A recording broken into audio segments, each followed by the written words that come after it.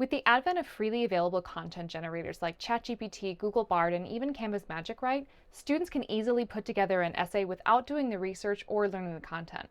Here are some alternatives to traditional essay writing you can start using in your classroom tomorrow.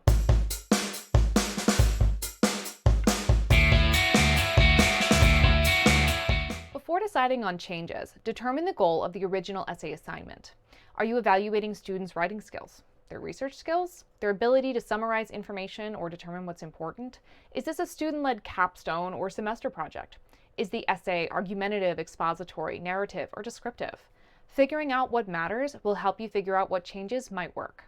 If you want to keep the essay assignment but ensure that students do the work, consider collecting stepping stone assignments prior to the final paper. For example, an outline written by hand during class time. For research papers, ask students to submit a list of 3 to 5 resources with bullet point summaries for important information included in each prior to working on that outline. The final essay can then be written by the student either on their own or with AI help. If they use AI, help them cite it properly. Students choosing to use AI to write their essays should feed it their student-generated outline and information from their sources, and then edit the essay themselves, checking for accuracy and adjusting for voice. Instead of writing an essay, have students write a script and make a video. This puts the focus on the information being included and also asks students to be ruthless in their editing in order to keep the video concise. Set a time limit of 3 to 4 minutes to support this. Additionally, video can be a lower stakes way to work on public speaking skills since students can do multiple takes. Students can use TikTok, CapCut, Canva, and other free programs to record and edit on their own devices. A great choice for artistic students is creating a comic or a graphic novel. The script writing is still key here, but students will do more telling through the images they create than through the text that they write. Alternatively, any student can create a children's book. The drawings can be as basic as stick figures, or students can use clip art from programs like Canva or websites like Pixabay to create images to accompany their story. Writing a book that makes sense to children can present that unique challenge of explaining something complex in a way that's easy to understand. An oft-forgotten medium, the diorama or model, is another option that asks students to show their knowledge in a different way. While written paragraphs can be included, more telling is done through the scene itself and specifically through what the student chooses to include. A diorama walk is an extension of this, a series of dioramas that tell a story through a selection of scenes.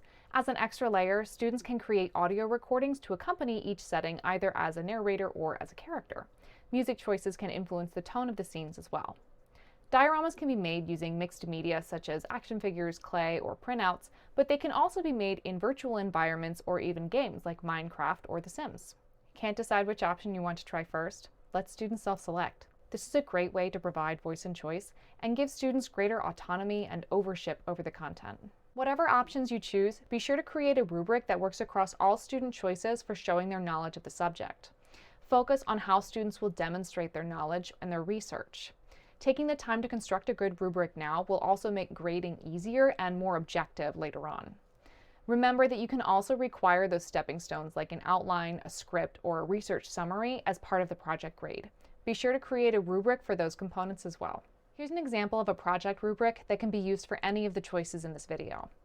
Note that the first row is for the storyboard or outline, and the second is for research and citations. Adjust the point values as appropriate based on the goals of the assignment, and be sure to include the rubric of expectations on the assignment sheet and review it with students on the day it's assigned. Thanks for joining me on today's pop-up practice, where practice makes progress. Be sure to check out the pop-up practices playlist for more.